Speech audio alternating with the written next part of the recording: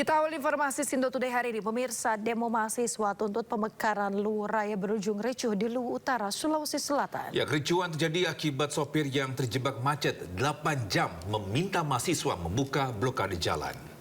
Jadi kami laporkan ada di sini bahwa terjadi bentrok antara pengendara dengan pendemo dan sopir terlibat kericuhan saat aksi unjuk rasa menuntut pemekaran Provinsi Luwu Raya di Kecamatan Sabang, Kabupaten Luwu Utara, Sulawesi Selatan. Kericuhan terjadi setelah para pengguna jalan memaksa para pendemo membuka blokade jalan yang tertutup selama 8 jam. Pertikaian mereda setelah polisi menenangkan kedua kelompok. Para pendemo memblokade jalan dengan menyandera truk untuk dijadikan sebagai panggung orasi serta membakar ban di badan jalan. Dalam orasinya, para mahasiswa mendesak Presiden Prabowo Subianto mengeluarkan diskresi pembentukan Provinsi Luwu Raya. Hari ini kami melaksanakan aksi dengan mengangkat tuntutan mendesak Presiden Prabowo untuk mengeluarkan diskresi tentang pemekaran Provinsi Luwu Raya. Kenapa kemudian kami mendesak Presiden Prabowo Subianto? Karena kami melihat bahwa di Kabupaten Luwu Raya ini banyak kemudian ketimpangan yang terjadi. Salah satunya adalah persoalan tidak adanya pemerataan pembangunan. Aksi demo ini dilakukan secara serentak di 3 kabupaten 1 kota dan sudah berlangsung selama 18 hari sejak 23 Januari 2026. Para pendemo mengancam akan terus melakukan aksi yang sama dengan jumlah massa yang lebih besar jika tuntutan mereka tidak dipenuhi. Dari Kabupaten Luwu Utara, Sulawesi Selatan, Nasruddin Rubak, iNews melaporkan.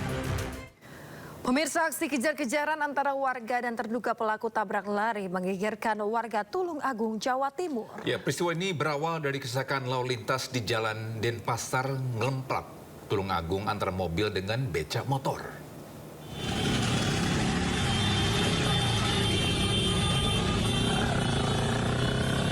Warga terlibat kejar-kejaran dengan pelaku tabrak lari di Tulung Agung, Jawa Timur. Sebelumnya, kecelakaan melibatkan mobil dengan sebuah becak motor atau bentor. Kecelakaan bermula saat mobil yang dikemudikan Dimyati melaju dari barat ke timur dan menabrak bentor yang berhenti di badan jalan sebelah utara. Selain melibatkan pengemudi bentor luka-luka, sejumlah dagangan pedagang pasar seperti ikan pindang dan cabai rusak. Namun, bukannya berhenti, pengemudi mobil justru kabur meninggalkan lokasi dan dikejar warga.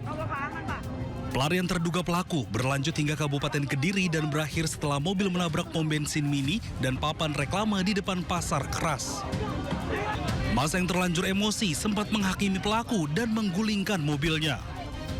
Pada saat setelah kejadian kecelakaannya, dari pihak penter itu tidak mau berhenti dan lari, kemudian dikejar oleh warga. Kebetulan pada saat dikejar warga itu ada anggota kami yang sedang melaksanakan patroli dan disampaikan oleh salah satu pengendara motor dan anggota kami mengejar untuk memberhentikan.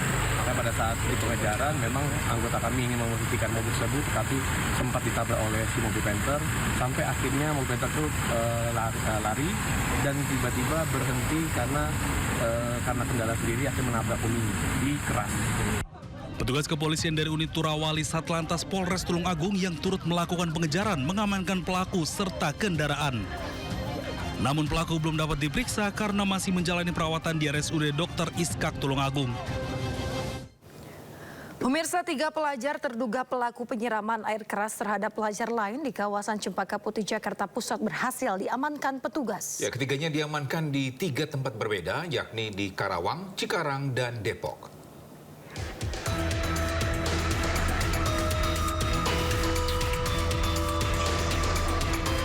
Pengejaran 3 pelajar SMA terduga pelaku penyiraman air keras akhirnya membuahkan hasil. D, F, dan A berhasil diamankan di 3 tempat yang berbeda. Sebelumnya mereka sempat melarikan diri usai videonya viral di media sosial. Namun sikap kooperatif dari para keluarga membuat ketiganya berhasil diamankan tanpa perlawanan. Sampai dengan saat ini, berdasarkan hasil pemeriksaan adalah random ya. Jadi ketiga pemuda ini melihat pemuda lain yang menggunakan seragam alma mater sekolah lain, kemudian langsung ingin menyiram saja. Jadi dari ketiga pelaku ini, 2 orang masih di bawah 18 tahun atau di bawah umur, 1 orangnya sudah 18 tahun. Jadi berawal dari yang bernama D, itu pemilik motor juga pemilik dari cairan tersebut ya, karena dia mengambil dari sekolahnya. Kemudian yang membawa motor namanya F, kemudian yang menyiram itu namanya A. Nah, yang A ini juga sudah lebih dari 18 tahun, juga kemungkinan kita tidak, atau sudah kita hitung dewasa. Kini ketiga terduga pelaku masih menjalani pemeriksaan dan terancam hukuman 3 tahun penjara. Namun jika korban mengalami luka berat, maka ketiganya terancam hukuman 5 tahun penjara. Dari Jakarta, Rani Sanjaya, iNews melaporkan. Pemirsa, sebuah mobil terbakar di tol Purbalenyi kilometer 127 arah Bandung, Jawa Barat. Akibatnya arus lalu lintas mengalami kemacetan. hati-hati tuh kebakaran tuh di ruas tol.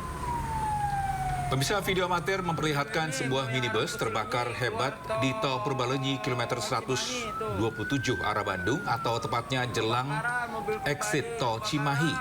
Insiden ini sempat membuat arus lalu lintas di sekitar lokasi alami kemacetan panjang.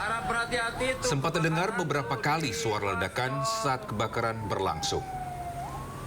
Cileunyi mau yang arah mau ke Cileunyi, berhati-hati tuh kebakaran tuh di. Pemirsa, petugas tol dan damkar yang tiba di lokasi mencoba memadamkan api yang membakar seluruh bagian mobil.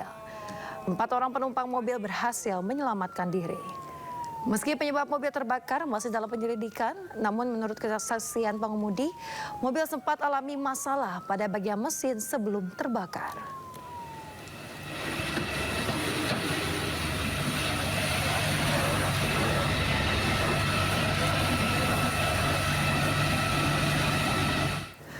Pemirsa, kedatangan jenazah Aldi Surya Putra, pelajar yang tewas kecelakaan karena jalan berlubang, diwarnai isak tangis keluarga. Ya, ibunda Aldi yang tak kuasa menahan kesedihan melihat jenazah sang anak sempat pingsan.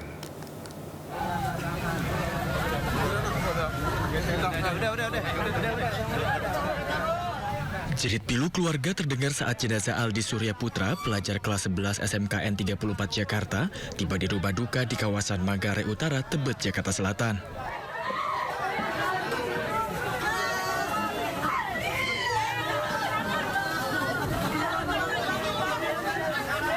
Ibunda Aldi yang tak kuat menahan kesedihan pun pingsan saat melihat jenazah anaknya.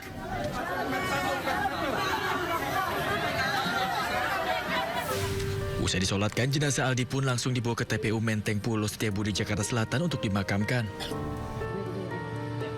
Korban dihantarkan ke peristirahatan terakhirnya oleh keluarga dan teman-teman sekolah. Sementara polisi akan melakukan penyelidikan apakah ada faktor pidana atau tidak atas kasus kecelakaan yang melibatkan pelajar ini. Ya, ini masih dalam pendalaman. Artinya faktor kecelakaan lalu lintas itu ada faktor pengendara, ada faktor cuaca, ada faktor kendaraan tersebut, serta faktor sarana prasarana yaitu jalan. Nah, ini masih dalam pendalaman. Nanti apabila ada update dari penyelidikan dan penyidikan akan kami sampaikan pada rekan-rekan sekalian. Menurut keluarga, Aldi diketahui meninggal dunia setelah keluarga mendapatkan kabar sekolah bahwa Aldi kecelakaan dan meninggal dunia. Motor yang dikendarai korban terjatuh akibat jalan berlubang yang tak terlihat saat hujan. Dari Jakarta, Helmi Sajangbati, iNews melaporkan.